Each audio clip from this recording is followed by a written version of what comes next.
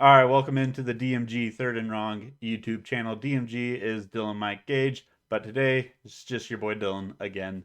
If you haven't seen the last two videos, I've been rocking solo because Mike and Gage are busy with work and school. So can't really blame them there, but I do like to give them crap for that. This video, I'm going to go over week 6 for the NFL. I'm also going to go and give you my defensive player of the week, offensive player of the week, and rookie of the week as well.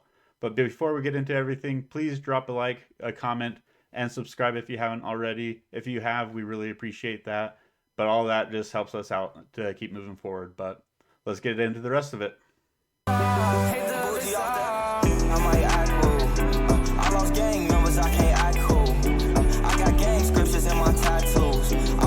From the police in my trap shoes. Posted trying to flip 100, I come back full.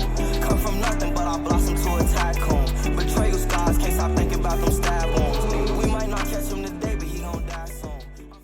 All right. So, like I said, we are going to go over the week 6 NFL games and stick to the end. I got my offensive player of the week, defensive player of the week, and MVP this week as well. But we're going to just review the games going from the beginning to the end. I'm going to try and keep it quick because I'm sure either you've watched it or I just don't have enough time to go and spell out each game for you guys. But just want to start off with probably the worst game of the week, which happens to be Thursday night games every week at this point, and Commanders versus Bears. A very ugly game as far as just low scoring again, actually 2 points less than when the Colts played the Broncos. But the Commanders eked out a 12-7 victory there. Carson Wentz does appear to be injured, and Taylor Heinicke is going to be filling in as the starter this week. One big news for Colts fans, which is me, that means that most likely the Colts will only get a third round pick because there was a conditional pick in the trade that the Commanders used to get Carson Wentz from the Colts. So just a heads up there, but it's looking more and more like Justin Fields has a lot of growth still left if he wants to get to where a lot of people think he can get to. And he doesn't have the right situation right now to do that. So it's kind of sad. You know, you never want to see a young player just struggle to be good. I think the league is always better when there's just great talent everywhere. Makes things more fun, but the Bears are in a bad situation. Commanders just got into an even worse situation. So just not a pretty game, and I don't think anyone's necessarily too happy with the outcome of this game. It was just bad everywhere around. But moving on to the next one, the 49ers and the Falcons, a very interesting game. I originally predicted that the Niners were going to win this game because everything says that they should be the better team. But any given Sunday, right? Any team can win in the NFL. That's just how good the players are. So Falcons played really good defense. Arnold Ebiketie had a great game, but the Falcons ran the ball quite a bit on the 49ers, and they were able to secure the win there. And Kyle Pitts, because he's on my bench, scored a touchdown, so that's always fun too. But the 49ers not a for sure, surefire team right now. Still got to fix a few things, especially just running back position and making sure that they can use their defense to stop every offense. So, work to be there with San Fran, but they are definitely a solid team still. And, this isn't, spelling the end of the 49ers at all. So, moving on to the Patriots versus the Browns. This is where I wish Gage and Mike were on because that's just a lot more entertaining than me telling you. I didn't really watch this game, but it looked like a bad game for the most part of this Browns versus Patriots. It's just what it is. Browns just have lost their defense prowess that they gained the last couple of years, and a lot of that is Denzel Ward was out. But Bailey Zappi put up some points on the Browns, and the Patriots went and still the second half, 38-15 was the score there, and the Patriots keep rolling with Bailey Zappi, so that's kind of cool. But then we got the Jets versus the Packers. Bad inclement weather in this game. You can tell by just the amount of throws and passing yardage and what these quarterbacks are. They love to air it out. But this was a defensive slash run the ball kind of game, and the Jets just were built a little bit better for that right now, and they were able to win. Berrios had a great run, and Brees Hall did too. And Brees Hall is continuing to look like a very good NFL running back right now. So good for the Jets. This is one that I didn't post this video, but I did say that the Jets were on a hotter streak right now, and the Packers are just not. And so I thought that's why the Jets might win this game, but I did not predict the weather being the way that it was. But talking about predictions, I did post a video about 2 days ago. I told you that the Colts were going to win this game. I was not so certain. So I was not so certain about that during the game because the Jaguars started off hot. I think they put up 14 points before we scored, or maybe it was 14-3 before things really got rolling. Jaguars ran all over us, especially in the first half. And that's surprising because the Colts had, if not the best, I think a top 3 run defense in the league. But Matt Ryan and the Colts did a lot of no huddle, just meaning that they kept the defense on the field, passed the ball a lot. I think there were 58 attempts and 42 completions, if my math's not wrong, which is a record for the Colts, which is surprising with Peyton Manning. And it's a personal record for Matt Ryan for completions. So, great game. I mean, very accurate throwing the ball for Matt Ryan. I did cover this game, so if you want to go look into more details on this, go to the channel. The last video before this one, I break down the game a little bit better. But great win for the Colts. Puts them into the playoffs if the playoffs were to end now, which is great. And then moving on, we got the Dolphins and the Vikings. Skylar Thompson, starting quarterback, got knocked out.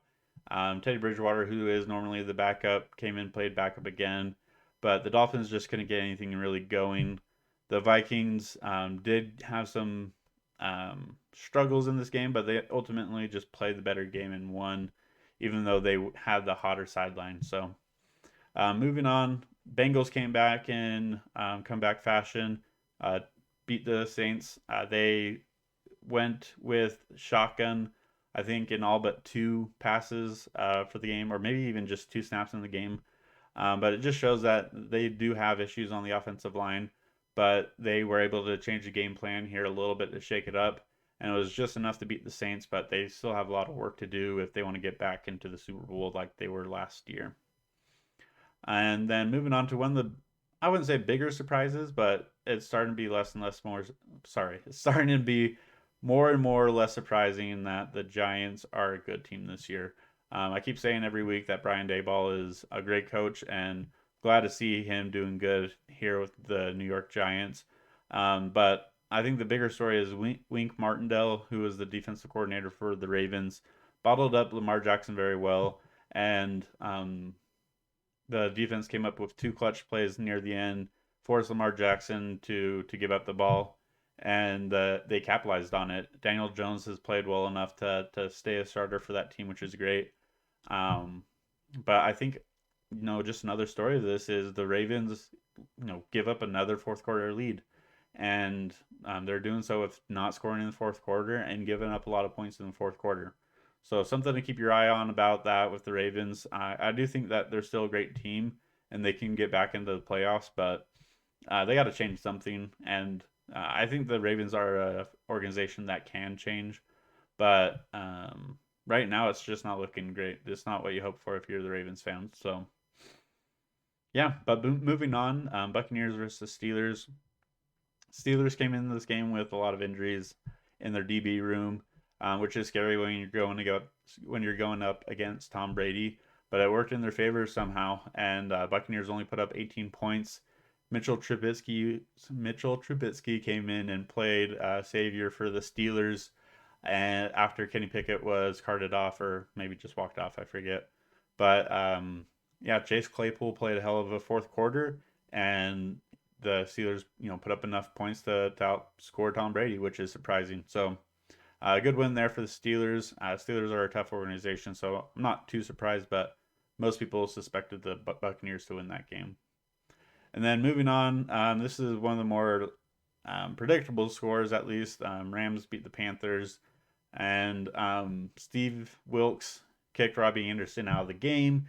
And then we saw, just yesterday that he got traded to the Cardinals as well. So New era in Carolina. I think they're going to end up with the 1 seed. There's just a lack of talent. They're going to be selling off players, and not a whole lot of buy-in. You got a lot of players playing for themselves at this point. And that's just how things work. So, you know, tough position to be if you're Carolina, but hopefully you can get yourself a CJ Stroud or maybe a Bryce Young in the draft, and things can start to look up. But the Rams did win this one. They lost their left tackle, Noteboom, and even though he wasn't great, you have to go into yet another left tackle. So I don't think the Rams are going to be a special team this year from the looks of it. I don't think that's groundbreaking at this point in the year, but just crazy to see the Rams, fall from grace so far. But going on, Seahawks versus Cardinals. I wouldn't say this is a great game, but just surprising in the fact that the Seahawks are still doing good. I know that this is a divisional game, and that relates a lot to this being a tougher game. But Kyler is just not producing right now. I know the joke is about Call of Duty, but I think that Cliff Kingsbury is on the hot seat. I think he's gone after this year, if not by the end of the year. But they do get DeAndre Hopkins back. So, we did see that the Cardinals were an extremely good team when DeAndre Hopkins was there. So hopefully they can pick up where they left off when he left last year. But hard to be confident in that right now. Like I said about the Panthers, they did add Robbie Anderson, so maybe there's a little wrinkle there that helps them out. But right now, I think Kingsbury is not making it to the end of the season. And that brings us to the Sunday night game, I believe. No, should have been the Sunday night game, in my opinion. The Bills versus the Chiefs. Crazy that Tony Romo predicted this before the start of the game, but it was a 24-20 game. Bills, this is one that I would have predicted as well if I posted the video, but I didn't. So now you just have to take my word for it. But the Bills are just a better team than Chiefs right now. They're better on defense, I believe, and I think they're just as good, if not better, on offense. I think the connection with Stephon Diggs and Gabe Davis outweighs the connection to Travis Kelce, and I think the Bills are, the team to beat in the AFC. And that brings us to the team to beat in the NFC, which is the Philadelphia Eagles. They put up a good game against the Cowboys. I was wondering if maybe this was a trap game because the Cowboys have been playing good defense and everything, but I think this just goes to show that the Eagles are fluid enough and good enough in different aspects of playing offense that they can go in and salvage any game and put it together at the end and win. And that's a great mark for a team, especially going 6-0 to start the year. Expect the Eagles to still be the team to beat most of this year, especially if everyone stays healthy. And moving on to the Broncos versus the Chargers, we need to just make a rule that the Broncos cannot be in prime time, or at least Russell Wilson. This is just terrible. Like, the Broncos are not a good team, yet because they have Russell Wilson, they're viewed as this must be a playoff team because they got Russell Wilson. And I am so happy to see them continue to lose, especially in overtime games. I do have to say that Russell Wilson did make a great pass to KJ Hamler. Should have done that multiple times this year, and for some reason finally turned to Hamler. But it just wasn't enough. It wasn't a great game by the Chargers, but they're gonna love getting. Oh my gosh, Keenan Allen. Yeah, sorry, they're gonna love getting Keenan Allen back on that team. And then the other thing with the Chargers is J.C. Jackson is not as advertised, and I think it just goes to show that the Patriots. I'm not making this about the Patriots because of Mikey, but Patriots do a better job of utilizing cornerbacks. I was on Twitter and someone said, the Patriots drafted another gem at corner, which, I mean, Jack Jones is a good corner. And he was a good prospect. But the thing about the Patriots is they know how to develop their corners. They also know how to put them in good positions to succeed. And I just think that's what the Patriots are. So, J.C. Jackson going to the Chargers and not doing great, I think that shows that the defensive coordinator, maybe not is coordinating or communicating well enough with J.C. Jackson, or J.C. Jackson is not receiving the communication well. Whatever it is, it's not working right now. So that's just surprising. I think everyone thought that was one of the better signings of the offseason. But yeah, so that's the recap of the game. Hopefully that was quick enough and entertaining enough for you guys. But I wanted to give you my offensive player of the week. Going through these games, I would say I'm going to go with my homer pick. Not only because it's my homer pick, but he had the most yards, he had the most completions, and he had a game-winning pass to Alec Pierce. So Matt Ryan's my offensive player of the week. That's not going to happen every week. It's not going to just be Colts players, but Matt Ryan played a hell of a game, and I think he deserves it. I think that's the biggest standout performance this week. And then defensive player of the week.